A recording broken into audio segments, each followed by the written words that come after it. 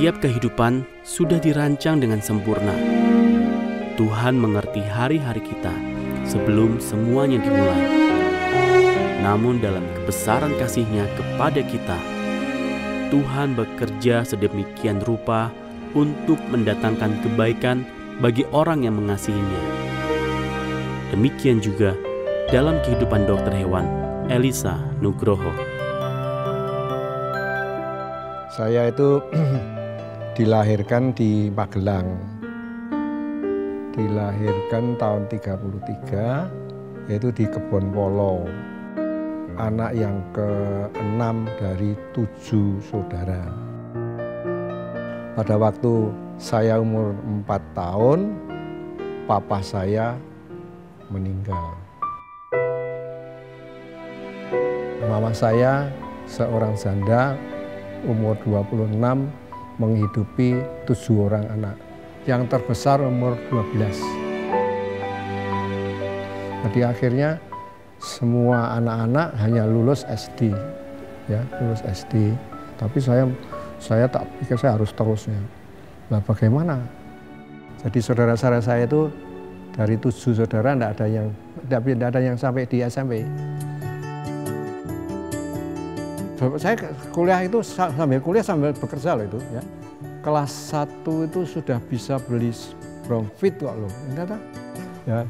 Jadi saya sekolah itu tidak ada yang bayari. Kadang-kadang kalau ingat aku dikirimi, kakak saya yang besar di Surabaya, kadang-kadang sok ngirimi, ya. Jadi saya sekolah itu boleh dibilang sekolah sendiri. Nah itu terus sampai saya doktoral gitu loh. Setelah lulus doktoral ya, dan diberi tugas mengajar jadi dosen di Fakultas Peternakan, dan kemudian menjadi kepala seksi peternakan. Saya sudah mikir harus punya istri ya. Akhirnya saya ketemu Bu Nugroho ini.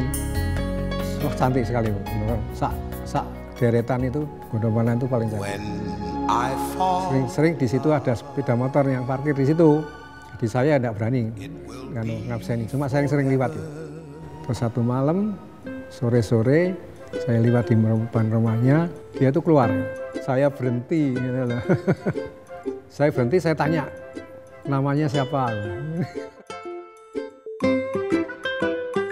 Jawabnya apa? Dia bilang, saya tidak punya nama. Lalu maknya dengar, itu siapa? Dia bilang, ini koncoku, bilang gitu. Ya kan lebu, suruh masuk, dia itu. Saya dengar maknya bilang suruh masuk, saya masuk, gitu.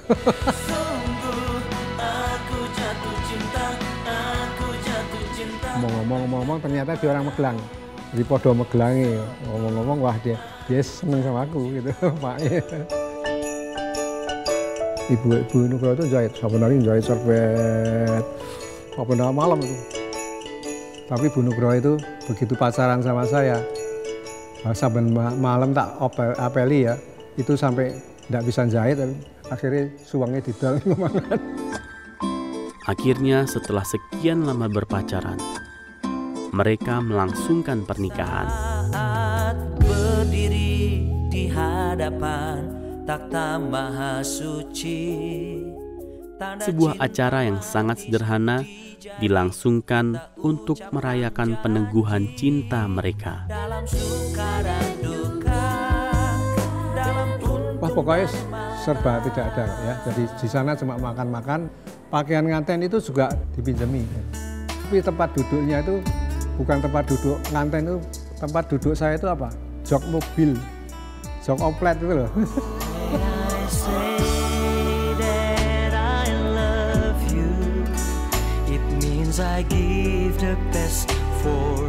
Ya di situ Bu Nugroho itu tidak bisa diam, dia buka warung, terus jual jagung giling, apa yang giling Bu Nugroho juga.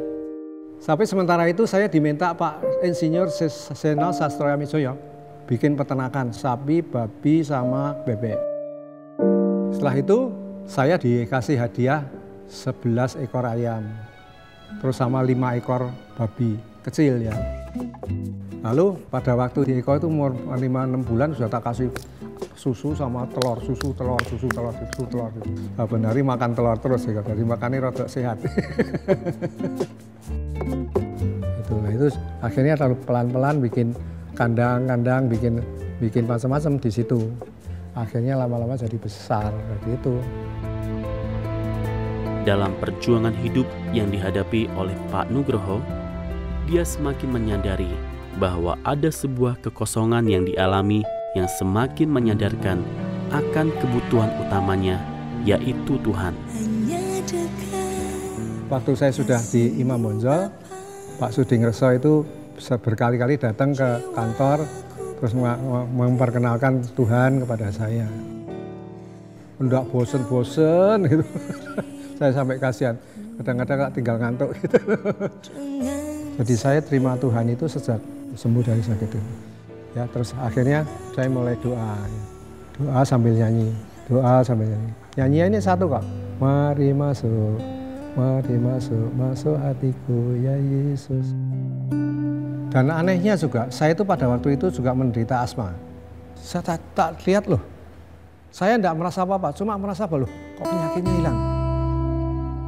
Saya tahu bahwa Tuhan sudah ada di dalam hati. Sejak itu saya aktif sekali ingin melayani Tuhan. Saya khotbah di mana-mana. Itu saya lakukan keliling sampai Wonosobo, Temanggung, sana Gubuk, Purwodadi. Wah, putar pokoknya putar. Dalam proses kehidupan yang dialami, Pak Nugroho menemukan bahwa ada prinsip-prinsip kebenaran yang harus dipegang teguh, khususnya dalam hubungan dengan sesama manusia. Karena saya mengalami hidup yang susah pada waktu kecil dan pada waktu muda,